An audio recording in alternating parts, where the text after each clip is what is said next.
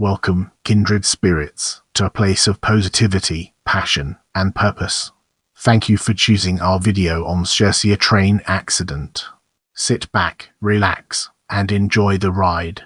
The Sjursøya train accident was a railway accident that occurred on 24 March 2010 at around 1:15 local time, when a set of 16 freight cars began to roll uncontrollably during shunting on Alnabru, north in Oslo.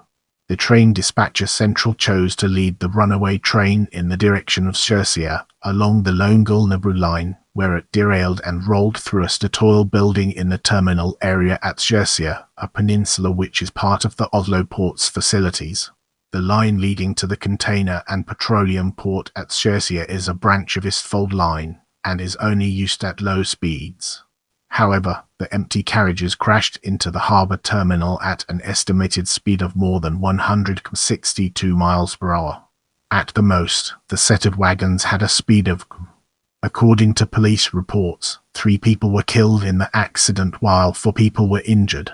Of these 4, 3 were severely hurt and the 4th person received minor injuries. According to TV2 Nyhetskanalen, the condition of 3 of the injured persons was critical. In the next phase, we'll be immersing ourselves in the realm of the accident and exploring its real-world applications. The set of empty cargonet wagons was parked at Alnabru Freight Terminal, pending use later in the day. The train sped downhill from Alnabru about 90 miles for several miles, without a locomotive. The train hurtled out of control, smashing into a building and plunging into a slifjord.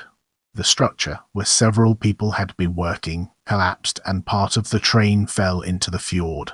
According to the Norwegian Broadcasting Corporation, the Norwegian National Rail Administration tried to derail the train using a derail switch at Alnabru Freight Terminal, but without success. The set of carriages was always rolling on a freight track, and therefore there was no danger that it would roll towards Oslo Central Station.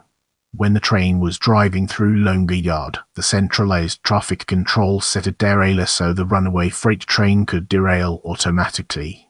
But also this device failed. Exactly how the train cars became detached and began to roll from Alnabru is still a mystery.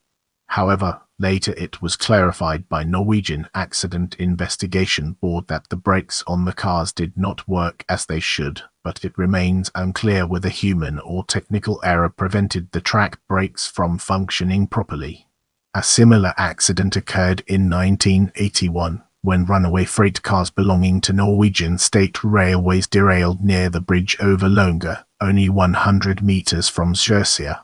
An incident with runaway cargonet freight cars also occurred in the terminal area at Trondheim Central Station on 28 January 2010, but this accident caused only material damage. Brace yourselves for the next chapter, where we'll be dissecting accident report.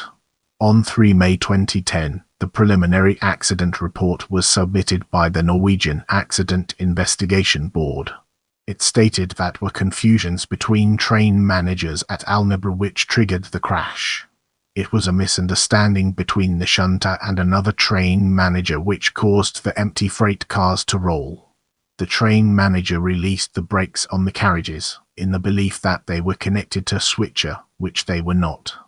When the runaway train was first discovered, it already had changed to tracker, which is one of the 2 tracks at Alnabru Freight Terminal that have no connection to a so-called emergency track. After that, there were no barriers in the proximity of Alnabru that could stop the runaway train. Human error is therefore seen as the main cause of the fatal train crash. As we move forward, let's uncover the untold stories and fascinating intricacies of criminal charges. On 14 September 2010, the Norwegian Prosecuting Authority decided to fine the Norwegian National Rail Administration and Cargonet with 15 and 7 million Norwegian kroner respectively. Unlike the Rail Administration, Cargonet have not accepted the fine. Stay connected and join our community by subscribing and following me on other platforms.